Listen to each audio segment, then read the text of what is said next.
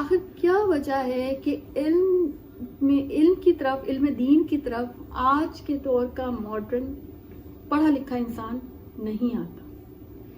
وہ کیا بیریئرز ہیں یا کیا وہ اس کے بت ہیں؟ میں تو اس کو یوں کہتی ہوں کہ اس نے اپنے اندر بت سجا رکھے ہیں جو ٹوٹنے کو ہی نہیں آتے. اور آج کے دور کا ماڈرن انسان جو ہے وہ اسی دنیا کو سب کچھ سمجھ کے بیٹھا ہوا ہے اور علم دین کی طرف نہیں آتا. جو آج کا جو یوتھ ہے، آج کی جو یوتھ ہے، تو وہ یہ بات سمجھے کہ اگر ہم دین کی طرف آئیں گے تو ہمیں نقصان نہیں ہے بلکہ فائدہ ہی ہے. اور یہ سارے بیریئرز ہٹا کر اس کو اس بات کی ضرورت ہے کہ وہ دین کی طرف آئے. اور یوتھ بہت بڑا کردار ادا کر سکتی ہے کہ وہ آئے اور اس کو گلیمر نہ سمجھے، اس کو اپنے لیے ہرڈل نہ سمجھے، بلکہ آپ کو پتہ ہے جوانی کی عبادت کا سب سے بڑا اجر ہے. آج کی یوتھ یہ سمجھتی ہے کہ اگر ہم دین میں آ جائیں گے تو ہمارے پر پابندیاں آ جائیں گی. دین کو پابندی سمجھتی ہے بہت زیادہ. مطلب وہ سمجھتے ہیں کہ ہمیں حجاب، جیسے لڑکیوں کا ہوتا ہے کہ ہمیں حجاب کرنا پڑے گا اور ہم ماڈرنزم میں نہیں جا سکیں گے.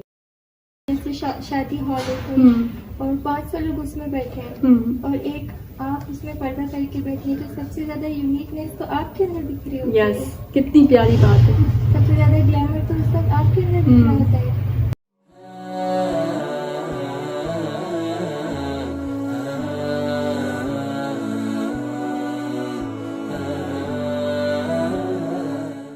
بسم اللہ الرحمن الرحیم.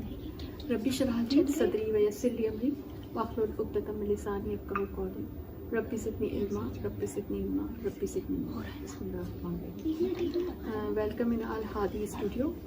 آپ آج پوڈ کاسٹ کا ہمارا سیکنڈ ایپیسوڈ جو ہے اس میں آپ موجود ہیں اور اس کا جو ٹاپک ہے وہ یہ ہے کہ علم دین اور آج کے دور کا پڑھا لکھا ماڈرن انسان. اس ٹاپک پہ ہم آج گفتگو کریں گے اور آپ کو انشاءاللہ آپ اس میں علم سیکھیں گے اور اس میں اسسٹ کریں گے. میرے اسٹوڈنٹس اسسٹ کریں گے اس میں. تو سب سے پہلے ہم یہ دیکھتے ہیں کہ علم کیا ہے. دنیا کی ہر شے میں علم ہے. انسان کی اپنی ذات میں بھی علم بھی ہے اور علم کا تجسس بھی اس کے اندر ان بلٹ ہے. اگر ہم حضرت آدم علیہ السلام کا واقعہ ذہن میں لے آئے اور نبی کریم صلی اللہ علیہ وسلم کی زندگی کو، تو آپ دیکھتے ہیں کہ حضرت آدم علیہ السلام کو جو سب سے بڑی صفت، یعنی بنی نوع انسان کو جو سب سے بڑی صفت عطا کی گئی تھی وہ علم عطا کی گئی تھی. اور یہ وہ خوبی ہے، یہ وہ صفت ہے جو کسی اور مخلوق کو عطا نہیں کی گئی. ایون جنات بھی، ہمیں واقعات سے پتہ چلتا ہے کہ نبی کریم صلی اللہ علیہ وآلہ وسلم سے علم سیکھنے کے لیے آیا کرتے تھے، جیسے وہ نخلا والا واقعہ جو ہے. اچھا، اب بات یہ ہے کہ آج کے دور میں ہم زندہ جس دور میں ہیں، جس دنیا میں ہیں، وہ مغربی ٹرینڈز کا دور ہے، مغربی دنیا کا ٹرینڈ ہے. تو اس میں شرق کا علم جو ہے، اس کی تہذیب جو ہے، اس کو ایک پروٹیکشن حاصل ہے، اس کو ایک بیک، ایک سپورٹ حاصل ہے. تو یہ بھی ضروری ہے کہ ہم نہ صرف یہ کہ علم سیکھیں بلکہ شرق کے علم کو بھی حاصل کریں کہ شرق کا علم کیا ہوتا ہے. کیونکہ حدیث میں حضرت عمر کا جو قول ہے وہ یہ ہے کہ جو آدمی اپنے عہد کے شرق کا علم نہیں رکھتا تو وہ اپنے علم کی کڑیاں بکھیر دے گا. اور حدیث کی روح سے جو ہمیں پتہ چلتا ہے تو علم کی دو اقسام ہیں، علم نافع اور علم غیر نافع. اور پھر اگر آپ علم، سب سے پہلے تو یہی سوال اٹھتا ہے نا کہ علم کہتے کسے ہیں. ٹھیک، تو علم جو ہے وہ حدیث میں آتا ہے، نبی کریم صلی اللہ علیہ وسلم نے فرمایا کہ العلم التقویٰ، علم تقویٰ کا نام ہے. یعنی علم جو ہے اللہ کے خوف کو علم کہا جاتا ہے، اللہ کی تذکیر کو علم کہا جاتا ہے، اللہ کی معرفت حاصل کرنے کو علم کہا جاتا ہے. تو حدیث سے ہمیں یہ پتہ چلتا ہے کہ علم جو ہے اس کی ڈیفینیشن کیا ہے. ٹھیک ہے، اور پھر آپ دیکھیں کہ عہد الست کو اگر ہم دیکھیں تو انسان کے اندر اللہ کی معرفت جو ہے اللہ تعالیٰ نے ان بلڈ کر کے ہمیں بھیجی تھی. اور ہم سب نے کہا تھا، جب اللہ تعالیٰ نے اپنے تعارف پیش کیا تھا تو سب نے کہا تھا کالو بلا، سب روحوں کو جمع کر کے وہ عہد الست ہوا تھا. اور اس سے پتہ چلتا ہے کہ جو انسان کے اندر اللہ کی معرفت کا علم جو ہے وہ موجود ہے. تو پتہ ہی چلتا ہے نافع علم وہ ہوتا ہے کہ جو ہمیں اللہ سے قریب کرتے، جو ہمیں اللہ کی یاد دلائے. اور اللہ کی یاد صرف زبانی نہیں بلکہ ہمارے لائف سٹائل میں، ہماری زندگی میں اللہ کی تذکیر، اللہ کو یاد رکھنا جو ہے وہ علم ہے. ٹھیک ہے. اور پھر علم کا سورس کیا ہے؟ تو علم کا سورس جو ہے نمبر 1 تو یہ کہ انسان کی اپنی ذات میں علم موجود ہے. یعنی انسان کو علم دے کر بھیجا گیا ہے. نہ صرف یہ کہ علم دے کر بھیجا گیا ہے بلکہ اس کا تجسس، اس کے اندر علم کا تجسس بھی رکھا ہے. اور اسی تجسس کے لیے پھر دوسرا سورس ہے کتاب اور انبیاء کرام. جیسے قرآن میں آتا ہے نا کہ اللہ تعالیٰ نے کہا کہ اب جب بھی میرے نبی اور وہ ان کی میری بھیجی ہوئی کتب جب تمہارے پاس آئیں تو تم ان سے ہدایت اور علم حاصل کرنا. یعنی کہ جو دوسرا جو سورس ہے علم کا تو وہ ہے اللہ تعالیٰ کی کتاب اور انبیاء. ٹھیک ہے. تو اب آپ یہ بتائیں، چلیں ہمارے دور میں علم اور انفارمیشن کا ایسا نہیں لگتا کہ ایک سمجھ لیا گیا ہے. یعنی آپ دیکھیں کہ علم اور انفارمیشن جو ہے ہم اس کو ایک زمرے میں لیتے ہیں. آپ کو پتہ ہے کہ علم اور انفارمیشن ایک چیز نہیں ہے. انفارمیشن تو کوئی بھی چیز ہو سکتی ہے، کسی بھی چیز کے بارے میں، مثلا کوئی ایڈورٹیزمنٹ پہ انفارمیشن ہو سکتی ہے، مگر علم ایک انٹائر ڈفرینٹ چیز ہے. تو پھر علم کو کیسے پہچانا جائے گا؟ علم وہ چیز ہے جو آپ کی بیہیویئر میں، آپ کے اخلاق میں، آپ کے کردار میں، ایون آپ کے پورے لائف سٹائل میں ایک تبدیلی برپا کر کے نکل جائے، اس کو علم کہتے ہیں. یعنی کہ صرف ایک کسی چیز کا پڑھ لینا یا کسی چیز کا آنکھوں کے آگے سے گزر جانا یا کسی بھی انفارمیشن کی سما ہو جانا حدیث اور قرآن کی روح سے یہ علم نہیں ہے. جیسے کہ حضرت عائشہ کے استفسار پہ بتایا گیا تھا نا، جب حضرت عائشہ سے پوچھا گیا تھا کہ نبی کریم صلی اللہ علیہ وسلم کے اخلاق کیسے تھے، تو انہوں نے فرمایا تھا نا کہ سارے کے سارے قرآن کے جو اخلاق تھے وہی نبی کریم صلی اللہ علیہ وسلم کے اخلاق تھے. تو اسلام علم اس کو کہتا ہے کہ جو آپ کی زندگی میں ایک چینج برپا کر چکا ہو، ایک طوفان برپا کر چکا ہو. اس لیے ہم دیکھتے ہیں کہ صحابہ کرام کا جو علم تھا وہ بڑا ہی ڈفرینٹ تھا اور آج کے دور سے بالکل ہی مختلف تھا. آپ دیکھیں نا آج کے دور کا انسان کیا چاہتا ہے؟ آج کے دور کا انسان لائکس ڈھونڈتا ہے، کوئی بھی چیز ہو. کیونکہ آج آپ دیکھیں نا کتنا بڑا ڈائلیما ہے کہ انسان، آج کے دور کا انسان خود نمائی چاہتا ہے اور اپنی پذیرائی چاہتا ہے. جبکہ صحابہ کرام کے دور میں اگر آپ اصحاب صفہ کا اگر آپ دیکھ لیں تو ان کے نام میں ایون عاجزی تھی، ان کی زندگی میں عاجزی تھی. اور وہ علم کے بارے میں تو بہت ہی ڈفرینٹ ان کا مطلب اپروچ تھی. وہ علم حاصل کرتے تھے اور پھر اس پر عمل کرتے تھے، اس کو سیکھتے تھے اور پھر وہ کہتے تھے کہ اب ہم اس کے حافظ ہو گئے. جبکہ آپ دیکھیں کہ آج کے دور کے لوگ جو ہیں وہ صرف قرأت کو سمجھ لینے یا قرأت کو پڑھ لینے کو یا قرأت کو یاد کر لینے کو حافظ کہتے ہیں. ٹھیک ہے.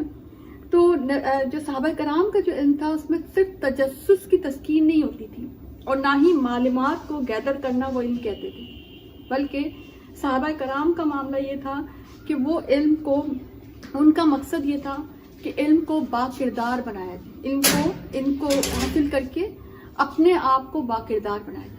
یعنی قرآن کے ساتھ اپنے کردار کو وہ ریلیٹ کر کے اور اپنے کردار کو وہ اچھا بناتے چلے جاتے تھے. ٹھیک ہے نا. تو اس سے کیا پتہ چلتا ہے کہ علم جو ہے زندگی سنوارنے کا نام ہے. ٹھیک ہے نا. یعنی علم اگر آپ نے حاصل کر لیا اور آپ کی زندگی میں اگر کوئی چینج نہیں آئی تو پھر آپ نے علم حاصل نہیں کیا بلکہ آپ نے معلومات لی ہے. ٹھیک ہے. آپ نے کچھ گیدر کیا ایسا. جی حکمت سے کس طرح؟ ہاں یہ بڑا خوبصورت سوال ہے کہ علم جو ہے ایک الگ چیز ہے اور حکمت الگ چیز ہے. ہم دونوں کو ایک ساتھ نہیں رکھ سکتے. ٹھیک ہے نا. تو علم جو ہے یعنی اچھا جو علم جو ہم حاصل کرتے ہیں نا اس کی یوں سمجھیں کہ جو پریکٹیکل جو اپلیکیشن ہے نا وہ حکمت ہے. ٹھیک ہے. یعنی کہ جو آپ نے پریکٹس کیا، جو علم ایک تو آپ نے حاصل کیا، علم اور ایمان. ٹھیک ہے.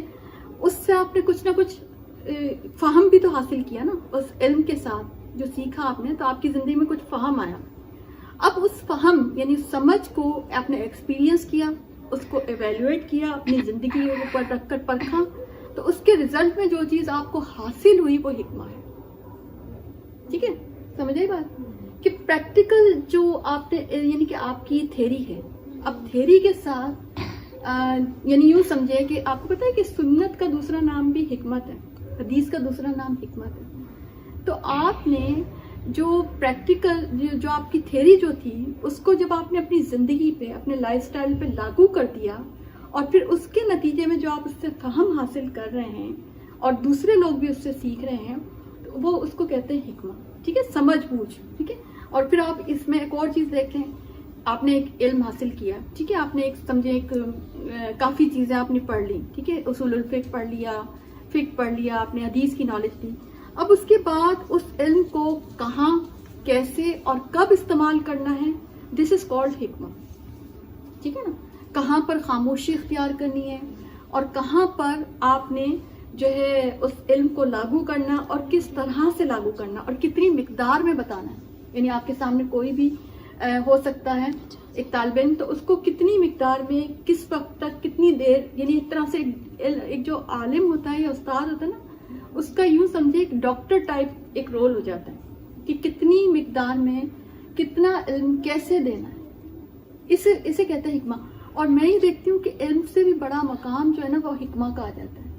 کہ اگر آپ کے پاس، میں نے دیکھا ہے بہت سے لوگ علم کے میدان میں بہت اچھے ہوتے ہیں، مگر جب وہ اس کی پریکٹسنگ پہ آتے ہیں، جب حکمت کا جب تعلق آتا ہے تو وہ ادھر فیل ہو رہے ہوتے ہیں، جس کے نتیجے میں کیا ہوتا ہے کہ وہ پھر اس کو صحیح طریقے سے نہ تو سمجھا پاتے ہیں، نہ بتا پاتے ہیں، نہ ہی اس کا پھر رزلٹ نکلتا ہے. ٹھیک ہے.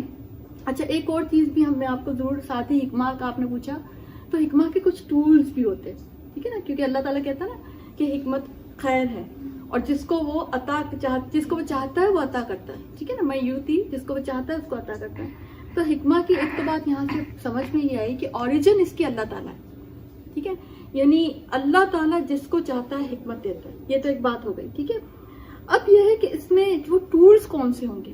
یعنی ہم چاہتے ہیں کہ حکمت ہمیں ملے، تو ہم کو کیا ٹولز اپنائیں کہ ہم بھی اللہ تعالیٰ جو ہے اللہ تعالیٰ کی ان خوش نصیب لوگوں میں شامل ہوں کہ جو حکمت سے مستفید ہو چکے ہیں.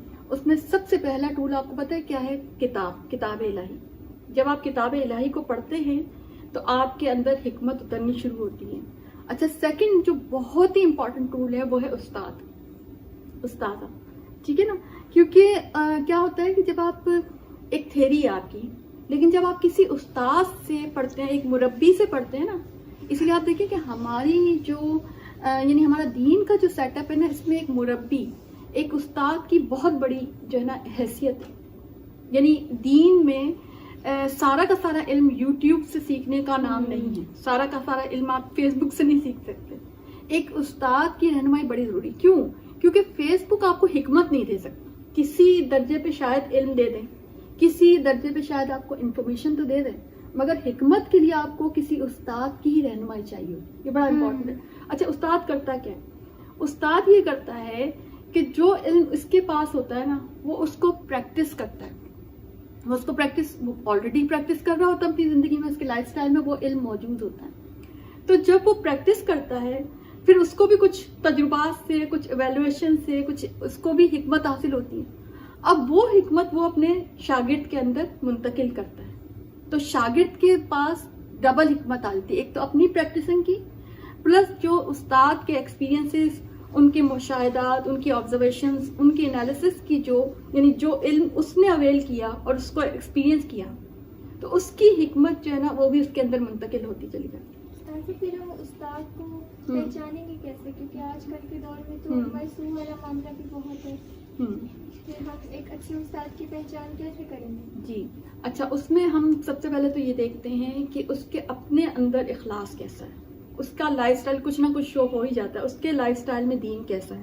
ٹھیک ہے، پلس وہ آپ کو اللہ سے جوڑ رہا ہے یا کس سے جوڑ رہا ہے. ٹھیک ہے، اور استاد کی آپ دیکھیں کہ اس کی اپنی زندگی میں جو اللہ کی دی ہوئی برکات ہے نا، وہ شو ہونی شروع ہو جاتی ہے. تو آپ کو، اور پھر انسان کے اندر اللہ نے بھی کچھ برہان ڈالی ہوتی ہے، کچھ فرقان ڈالا ہوتا ہے کہ انسان ایک اچھے استاد کو پہچاننے کے قریب ہو جاتا ہے. ٹھیک ہے نا، تو اور اس میں یہ بھی ہے کہ استاد آپ سے اجر نہ چاہتا، وہ بڑا خالص ہو. یعنی میں نے یہ بھی دیکھا ہے کہ استاد تھوڑا بے نیاز بھی ہوتا ہے. یعنی دنیا کے معاملے میں اس کو نہ کوئی لائکس کی پرواہ ہوتی ہے، نہ کوئی ان کو اس سے پرواہ ہوتی ہے کتنے اسٹوڈنٹس آ رہے ہیں، کتنی میجورٹی ہے، کیا ہو رہا ہے، کیا نہیں. اس کو صرف اور صرف اپنے رب سے پرواہ ہوتی ہے. تو جو اچھا استاد ہے نا، اس کی سب سے بڑی پہچان یہ ہے کہ اس کا رب کے ساتھ جوڑاؤ، رب کے ساتھ تعلق کتنا بڑا ہے. جتنا گہرا اس کا رب کے ساتھ تعلق ہوگا نا، وہ اتنی گہرائی کے ساتھ آپ کو بھی رب سے پیوستہ کرتا چلا جائے گا. ٹھیک ہے نا. تو یہ ایک پہچان ہے کہ وہ خود کتنا مخلص ہے رب سے, تو جتنی اخلاص اس کے اندر ہوگی نا وہ اتنی پیورٹی کے ساتھ آپ کو بھی رب سے جوڑتا چلا جائے گا. اچھا, تیسرا جو ٹول ہوگا نا حکمت کا وہ ہے غور و فکر. صحیح ہے.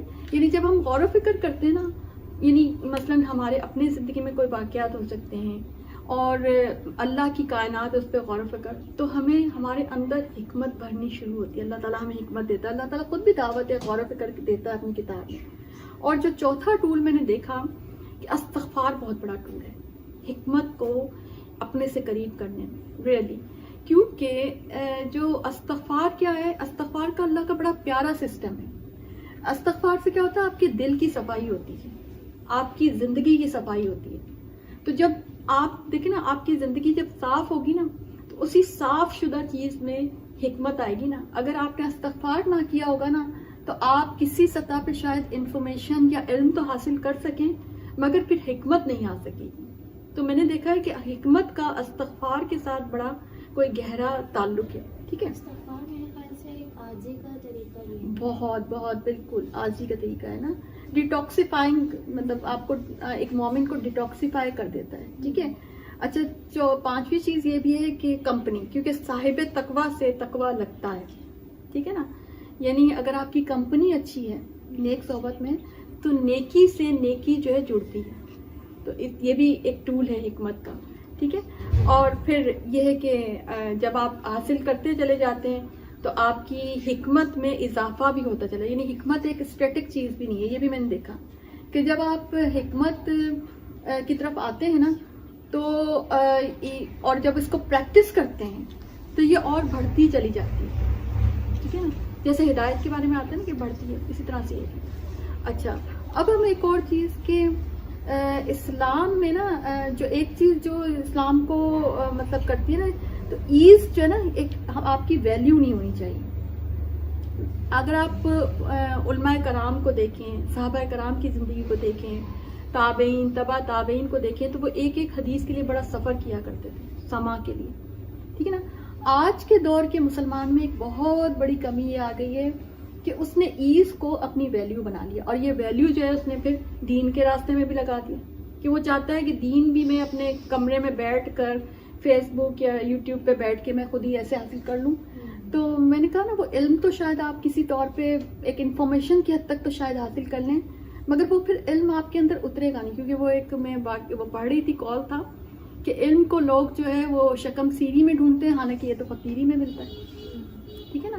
اور آپ دیکھیں حضرت موسیٰ علیہ السلام والا جو واقعہ تھا کہ جس میں انہوں نے علم کے لیے کس قدر سفر کیا تھا اور ان کو کروایا گیا تھا, سورہ الکہف میں جو ذکر آتا ہے. تو حکمت جو ہے نا, علم اور حکمت آپ کو قربانی سے ملتی ہے. اپنی زندگی میں جب آپ قربانی دیتے ہیں, اپنی زندگی کو جب تھوڑا سا کمفرٹ زون سے نکل کے آتے ہیں نا, تو آپ کی زندگی میں جو ہے نا ایک علم اور حکمت بڑھتی چلی جاتی ہے.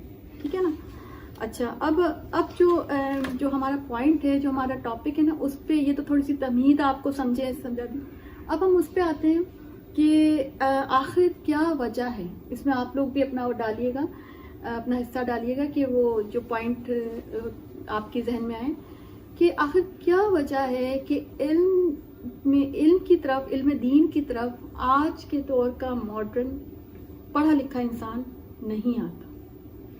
وہ کیا بیریئرز ہیں جو, یا کیا وہ اس کے بت ہیں, میں تو اس کو یوں کہتی ہوں کہ اس نے اپنے اندر بت سجا رکھے ہیں جو ٹوٹنے کو ہی نہیں آتے.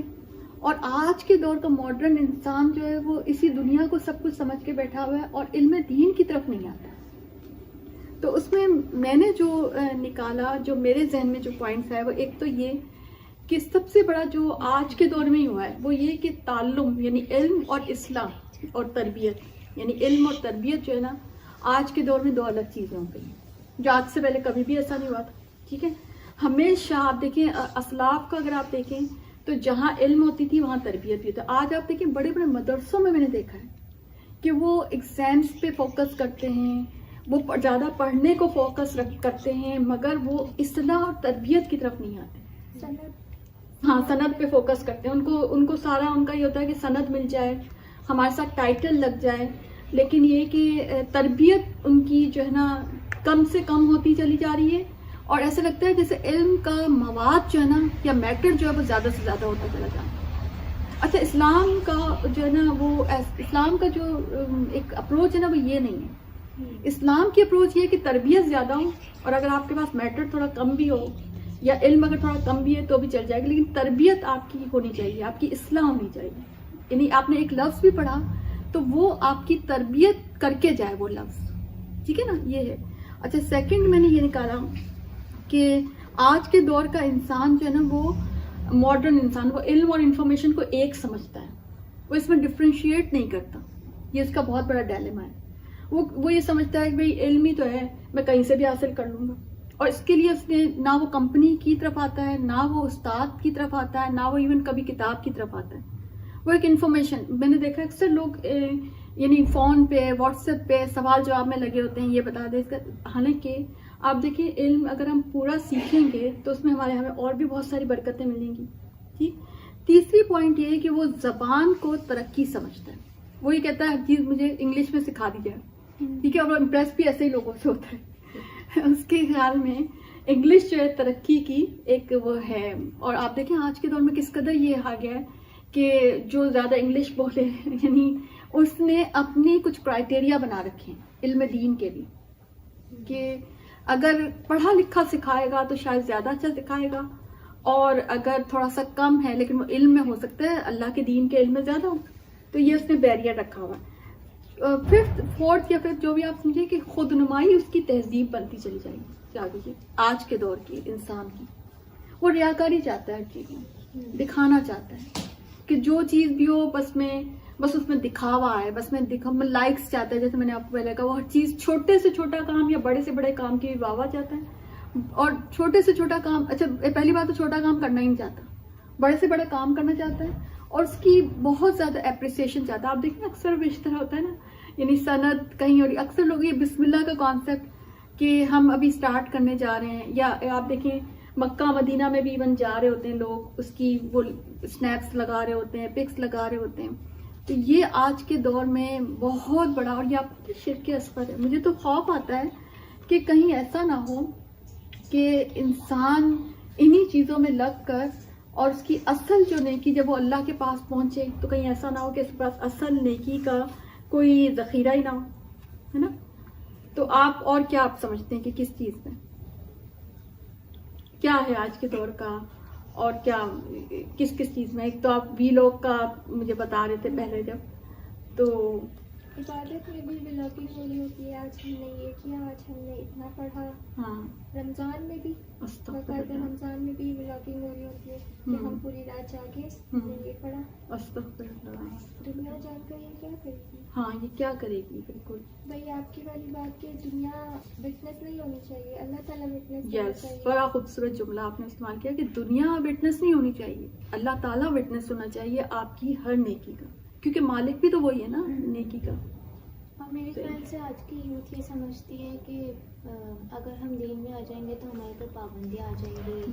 دین کو پابندی سمجھتی ہے بہت زیادہ, مطلب وہ سمجھتے ہیں کہ ہمیں حجاب, جیسے لڑکیوں کا ہوتا ہے کہ ہمیں حجاب کرنا پڑے گا, اور ہم ماڈرنزم میں نہیں جا سکیں گے, جبکہ وہ ان کو یہ نہیں معلوم کہ دین ماڈرنزم ہی ہے. رائٹ. اور جبکہ وہ چیز جو وہ جس کو وہ لیے گھوم رہے وہ جہالت ہے. اور یہی بات نا کہ جب آپ دیکھیں کہ جب ہم دین میں آ جاتے ہیں تو دین اتنی بڑی روشنی اور اتنا بڑا نور ہے کہ وہ خود بخود ہمیں اس بات پر لے آتا ہے کہ ہمیں وہی چیزیں اچھی لگتی ہیں جو اللہ کو اچھی لگتی ہیں. ہم وہ خوشی سے, یعنی اگر ہم سے کوئی پوچھے تو ہم کہیں گے حجاب تو ہم خوشی سے کرتے ہیں, ٹھیک ہے. تو یہ جو اللہ تعالیٰ نے ہمیں جو اللہ تعالیٰ نے یہ دے رکھی ہے, یہ چیزیں اچھی لگوا رہا ہے, تو یہ رب تعالیٰ لگوا رہا ہے نا. تو یہ اللہ تعالیٰ کا معاملہ ہوتا ہے, یعنی ہم اللہ پہ چھوڑیں کہ وہ کیسے ہمیں اچھا لگے گا کیسے نہیں, ہمیں صرف اسٹیپ لینا چاہیے, ٹھیک ہے نا. اور آج کے دور کے جو میں جس بات پہ میں نے دیکھا کہ آج کے دور کے انسان نے, جو ماڈرن انسان ہے, اس نے اپنے آگے کچھ بیریئرز رکھے ہیں, کچھ اس کے بت ہیں جو اس نے اپنے سامنے رکھے ہوئے ہیں. اس میں سب سے پہلے آزادی, وہ فریڈم آف اسپیچ چاہتا ہے, اس کو جو ہے نا فریڈم آف لائف سٹائل چاہیے, اور اس کو ہر چیز کی فریڈم چاہیے. تو اس کو لگتا ہے کہ اگر میں دین میں آ جاؤں گا تو یہ جو ساری فریڈم ہے, یہ جو آزادی ہے, مجھ سے چھن جائے گی, اور میں جو ہوں اپنی مرضی سے کچھ نہیں کر سکوں گا. حالانکہ آپ دیکھیں کہ اچھا یہ دنیا تو چند دن کی ہے نا, تو اگر وہ کر بھی رہے گا تو فائنلی تو اس کو جواب ہی دینا پڑے گا. اچھا سیکنڈ جو ہے کہ آج کے دور کا انسان ہر چیز میں یونیکنیس چاہتا ہے, یعنی جدت چاہتا ہے, نیا پن چاہتا ہے. یعنی اس کو دورہ قرآن بھی اگر ہو یا کوئی بھی, اگر آپ, میں نے اکثر دیکھا ہے کلاس میں بھی یا کہیں, کہ وہ کہتے ہیں کہ نا نئی چیز ہونی چاہیے. تو دیکھیں قرآن جو ہے نا آپ کو نیا بنانے کے لیے آیا ہے. قرآن خود تو اپنا جو ہے اوریجن وہی رہے گا, مگر جب آپ قرآن پڑھتے ہیں نا تو آپ کو لگتا ہے, آپ کو خود احساس ہوتا ہے کہ آپ جیسے آپ کی روح نئی ہو گئی ہے, آپ اندر سے نئے ہوتے چلے جاتے ہیں. تو قرآن کے ساتھ یہ ریلیٹ کرنا, یعنی ہم نے کیا ہوتا ہے کہ وہ ہے نا آج کے دور کا انسان جو ہے نا دین کو بھی دوسری کتابوں کی طرح یا دوسری جو ایجوکیشن ہے اس کے ساتھ ریلیٹ کر کے دیکھنا چاہتا ہے. کہ جیسے میں روز جاتا ہوں, نئی نئی چیزیں, نئے چیپٹر سیکھتا ہوں, تو بس وہ مجھے نا روز نیا سیکھنے کو ملنا چاہیے. تو اس سے وہ جو ہے نا اس کو ایسے لگتا ہے جیسے جب ہم, یعنی وہ تذکیر کو ایبزارب نہیں کرنا چاہتے ہیں. دیکھیں قرآن کا اسلوب تو تذکیر اور تقویٰ ہے نا. قرآن تو تذکیر, آپ دیکھیں 33 ٹائم میرا خیال ہے سورہ رحمان میں بائے فبی ای آلاء ربکما تکذبان. ٹھیک ہے, اب اللہ تعالیٰ تربیت کر رہے ہیں, تو اللہ تعالیٰ کو معلوم ہے نا کہ 33 دفعہ یہ ضروری ہے یہ پڑھنا. ٹھیک ہے نا, تو اس لیے اس نے ہمارے لیے یہ بار بار, تاکہ ہمارے دماغ پر, ہمارے دل پر, ہمارے لائف سٹائل پہ یہ بار بار ضرب پڑے. ٹھیک ہے, کہ اور تم اللہ کی کس کس نعمت کو جھٹلاؤ گے. ٹھیک ہے نا, آپ کے اندر شکر گزاری کا احساس آنا چاہیے. صحیح, لیکن انسان اس بات کو سمجھتا نہیں ہے. وہ کہتا ہے کہ دوبارہ کیوں دہرایا گیا, یعنی کیونکہ وہ ایک ماڈرن ذہن کا ہے نا, تو وہ یہ سمجھتا ہے کہ بس جو جیسے نا ماڈرن کتابیں پڑھی جاتی ہیں میں اس کو بھی ایسے پڑھ لوں. قرآن کو پڑھنے کا اسٹائل بالکل انٹائرلی ڈفرینٹ ہے. ٹھیک ہے, اور اس کا جو ہے طریقہ ہے وہ تذکیر ہے, یعنی اللہ کو بار بار یاد کرنا. اللہ یہ چاہتا ہے کہ آپ کی زندگی میں, آپ کے لائف سٹائل میں رب تعالیٰ موجود رہے اور بار بار آئے. آپ کو وہ یاد ہی تو دلانا چاہتا ہے. ٹھیک ہے, تو یہ ایک بہت بڑا معاملہ ہے کہ جو انسان اپنے سامنے بیریئر سمجھتا ہے نا. ٹھیک ہے نا, وہ ہر بیان نیا چاہتا ہے, ہر چیز میں اس کو نیا پن چاہیے. وہ اپنی زندگی کے ساتھ دین کو بھی ایسے سمجھتے, ایسے لگتا ہے کہ وہ دین کو بھی اس طرح سے چاہتا ہے کہ دین بھی روز نئی چیز کے ساتھ جو ہے نا ہمارے سامنے پیش ہو. ٹھیک ہے, اچھا ایک اور چیز جو انسان کی ہے, اور وہ ہے کہ انسان نے جو ہے نا بت سجا رکھے, آئیڈل ہے اس کے سامنے, ٹیسٹ اور لذت پرستی جس کو ہم کہتے ہیں, کہ وہ ہے نا ہر چیز کو انجوائے کرنا چاہتا ہے. تو اس کو نا دین میں وہ گلیمر نظر نہیں آتا, اس کو دین انجوائبل نہیں لگتا. اس کو آج کے دور کا انسان جو ہے نا, حالانکہ میں آپ کو پتا اکثر لکھتے رہے کیپ انجوائنگ علم, تو اس بات کو وہ لوگ سمجھتے ہیں جو واقعی اس کو انجوائے کر رہے ہیں.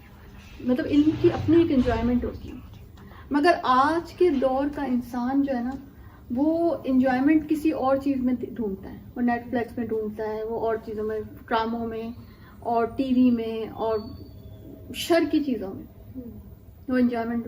تو اس کو پھر کیونکہ اس نے اپنا مائنڈ وہی بنا لیا, اپنا اسٹائل وہی بنا لیا, تو اس کو جو ہے نا اس دین میں انجوائمنٹ نظر نہیں آتی. حالانکہ میں اکثر سوچتی ہوں کہ صحابہ کرام بھی تو تھے, وہ تو اس کو بورنگ نہیں کہتے تھے, مگر آج کے دور کا انسان زیادہ دیر بیٹھ نہیں سکتا, رک نہیں سکتا, اور اس کو جو ہے نا مطلب وہ سن نہیں سکتا زیادہ دیر نا بیان کو. اس کو جو ہے نا یہ نہیں لگتا ہے کہ جیسے میں اس کو انجوائے نہیں کر رہا. یعنی آج کے دور کا جو انسان ہے نا, اس نے اپنی زندگی کو بس یہ سمجھ لیا کہ بس کھاؤ پیو انجوائے کرو اور بس چل دو, اور آخرت اس کے سامنے ہی نہیں ہے. اور پھر ایک اور بھی چیز ہے کہ آج کے دور کا جو انسان ہے نا, اس میں عجلت پرستی کا بھی معاملہ ہے. وہ ہر چیز فوری چاہتا ہے, رفتار, کوالٹی, کوانٹٹی, وہ فوری رزلٹ چاہتا ہے. تو اس لیے اس کو تو ایسے آج کے دور کا انسان کچھ ایسا ہو گیا کہ جو آخرت اتنی قریب ہے اس کو تو وہ بھی دور لگتی ہے, جو قبر اتنی قریب ہے اس کو وہ بھی دور لگ رہی ہے.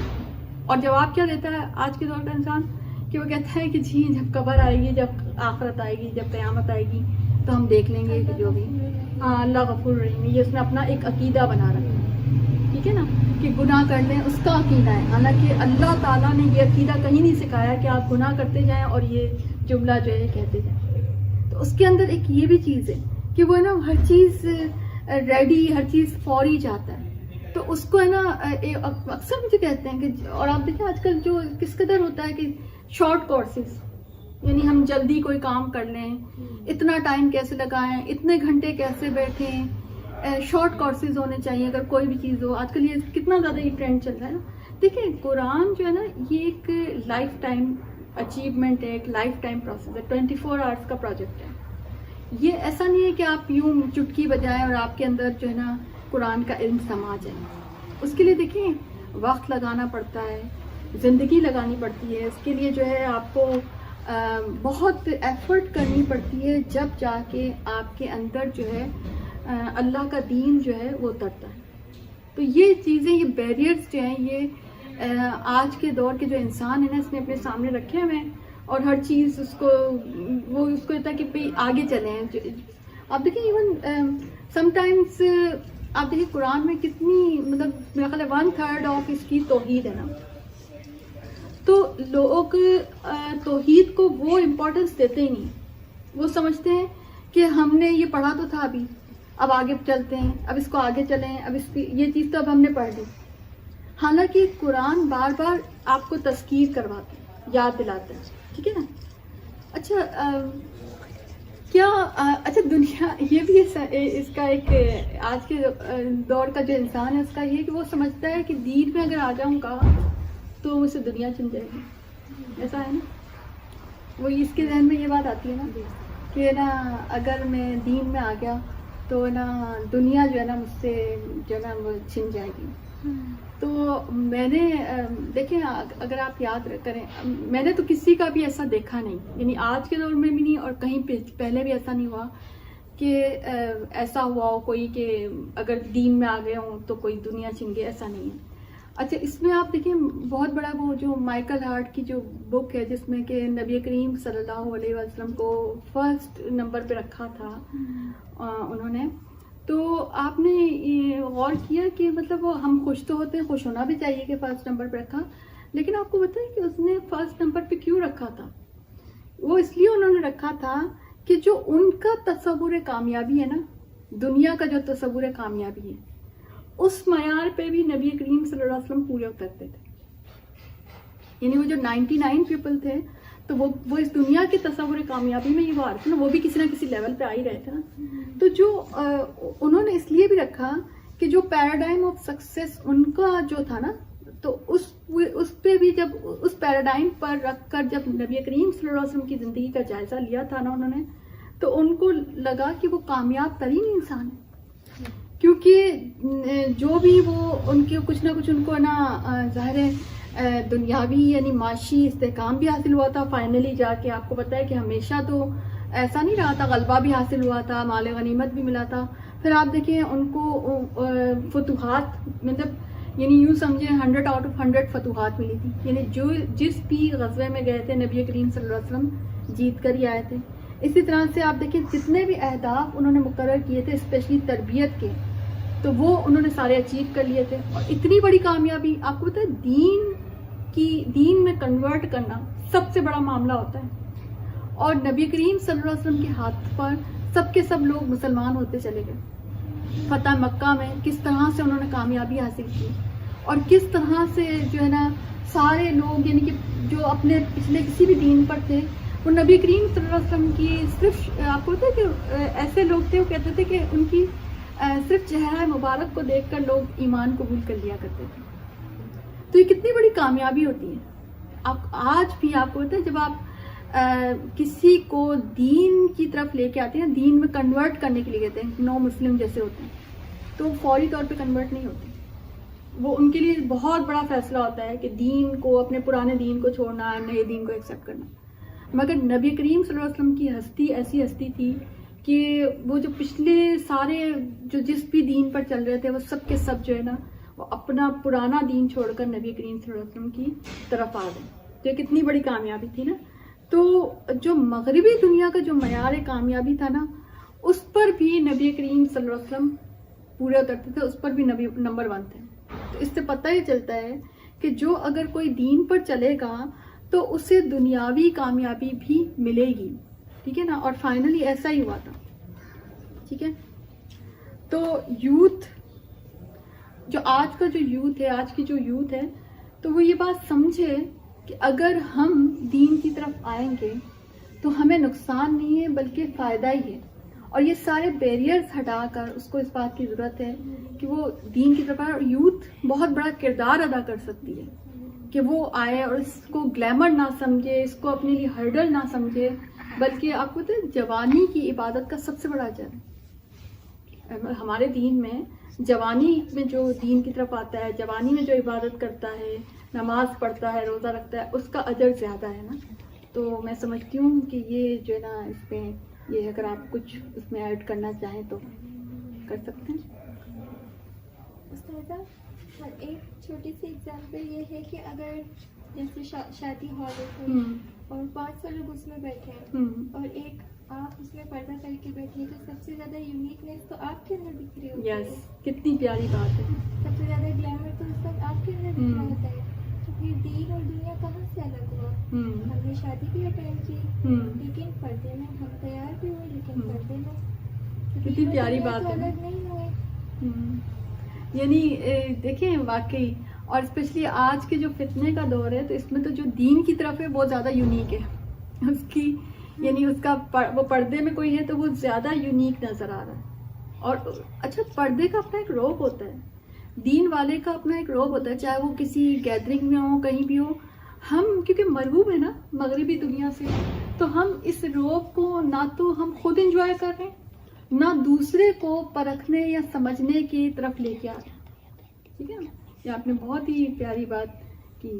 تو میرا خیال ہے کہ آج کا جو سیشن ہے ہم یہیں تک رکھتے ہیں. اللہ تعالی ہم سب کو دین پر عمل کرنے کی توفیق عطا کرے. آمین. جزاک اللہ.